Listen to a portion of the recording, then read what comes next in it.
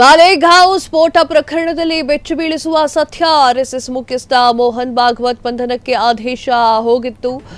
ಮೋಹನ್ ಭಾಗವತ್ ಬಂಧಿಸುವಂತೆ ಕೆಲವರಿಂದ ನನಗೆ ಆದೇಶ.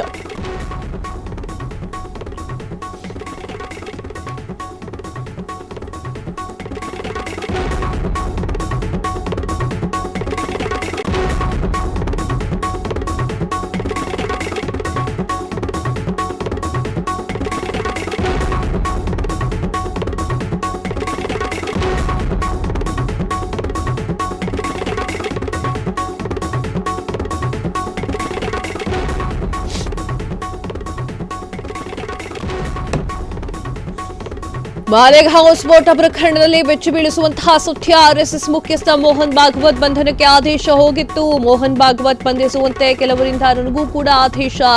ಎಟಿಎಸ್ ನೇತೃತ್ವ ವಹಿಸಿದ್ದಂತಹ ಪರಂಬೀರ್ ಸೇರಿ ಹಲವರಿಗೆ ಇಂತಹ ಆದೇಶ.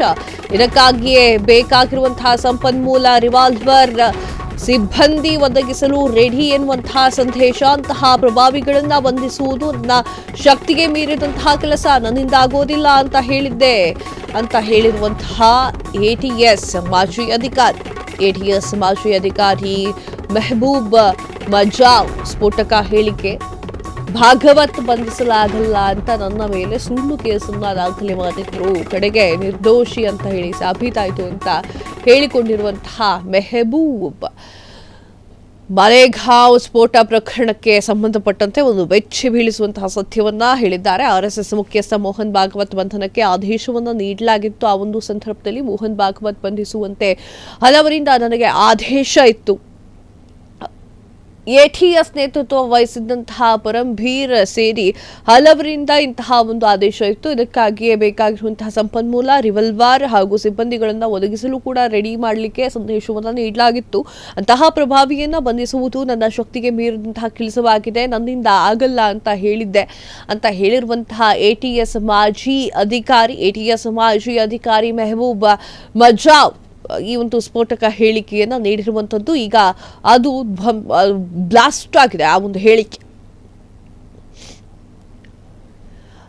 ಆ ವಿಚಾರಕ್ಕೆ ಸಂಬಂಧಪಟ್ಟಂತೆ ನನ್ನನ್ನು ದೋಷಿ ಅಂತ ಹೇಳಲಾಯಿತು, ತದಾದ ನಂತರ ನಿರ್ದೋಷಿ ಅಂತ ಗೊತ್ತಾಯಿತು, ಅದಾದ್ಮೇಲೆ ಎಲ್ಲ ಸರಿಯಾಗಿದೆ ಅಂತ ಹೇಳುವಂತಹ ಮಾತನ್ನ ಮೆಹಬೂಬ್ ಅವರು ಹೇಳಿರುವಂಥದ್ದು. ಈಗ ಅದು ದೊಡ್ಡ ಸ್ಫೋಟಕ ವಿಚಾರವಾಗಿದೆ. ಆರ್ಎಸ್ಎಸ್ ಮುಖ್ಯಸ್ಥ ಮೋಹನ್ ಭಾಗವತ್ ಬಂಧನಕ್ಕೆ ಆಲ್ರೆಡಿ ಆದೇಶವನ್ನು ನೀಡಲಾಗಿತ್ತು ಎನ್ನುವಂತಹ ವಿಚಾರವನ್ನ ಇಂದು ನಿವೃತ್ತ ಆದ ಮೇಲೆ ಮಾತನಾಡಿದ್ದಾರೆ.